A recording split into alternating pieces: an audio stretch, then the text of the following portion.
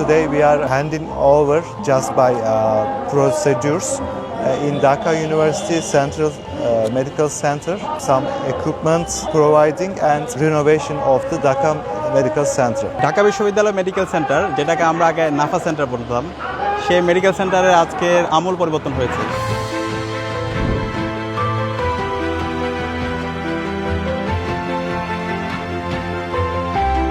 আমরা বলেছিলাম শিক্ষার্থীদের স্বাস্থ্য নিরাপত্তার জন্য আমরা কাজ করব। তো এখানে আমাদের মেডিকেল সেন্টারের আগে ইমার্জেন্সি ছিল 2 তলায়, ওটা থেকে নিচতলা নিয়ে আসা হয়েছে। প্রত্যেকটা রুমকে ডেকোরেট করা হয়েছে, প্রত্যেকটা রুমে এসি যে বেডগুলো আছে সেগুলো পরিবর্তন করা হয়েছে। তুরস্কের দাতব্য প্রতিষ্ঠান টিকা পুরোটা অর্থায়ন করেছেন প্রায় 3 কোটি টাকার। নতুন একটা অ্যাম্বুলেন্স নিয়ে আসা হয়েছে এবং পর্যাপ্ত মেডিসিনের ব্যবস্থা করা, পাশাপাশি তাদের এক্সরে থেকে শুরু করে তাদের বিভিন্ন ধরনের রিপোর্ট করার জন্য, টেস্ট করার জন্য যা যা ইনস্ট্রুমেন্টগুলো দরকার সেগুলো আনা হয়েছে।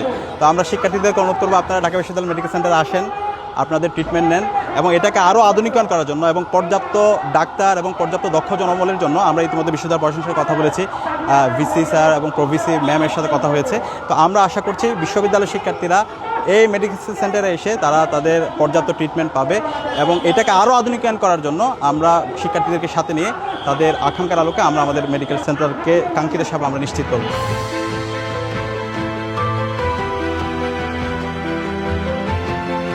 I remain deeply thankful once again to the TICA leadership, the international and the national officers present here, and I hope that the support that we have provided, we will make full and optimum utilization of this effort.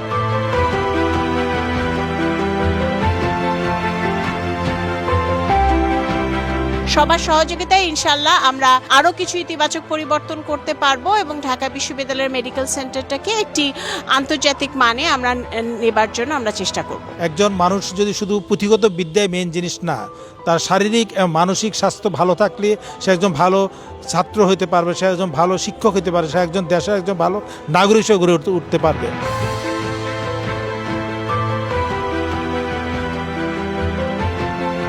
DUCSU আসার পরে এই Dhaka university medical সেন্টারে অনেক বেশি পরিবর্তন হয়েছে, আর এখানকার মানুষগুলো যথেষ্ট আগের চেয়ে কোঅপারেটিভ হয়েছে। বিশেষ করে ওনারা হচ্ছে ভাই বা বাবা মায়ের মতোই দেখাশোনা করে, কিছু লাগলে ওনারা চলে আসে, জাস্ট একবার ডাকলেই হয়। মানে ওনাদের সহযোগিতা যেমন বৃদ্ধি পেয়েছে, অবকাঠামোগত উন্নয়নও যথেষ্ট বৃদ্ধি পেয়েছে।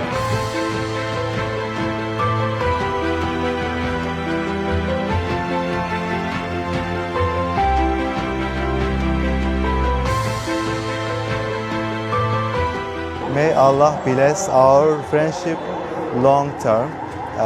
Inshallah, may Allah bless you Dakshu people, all of you.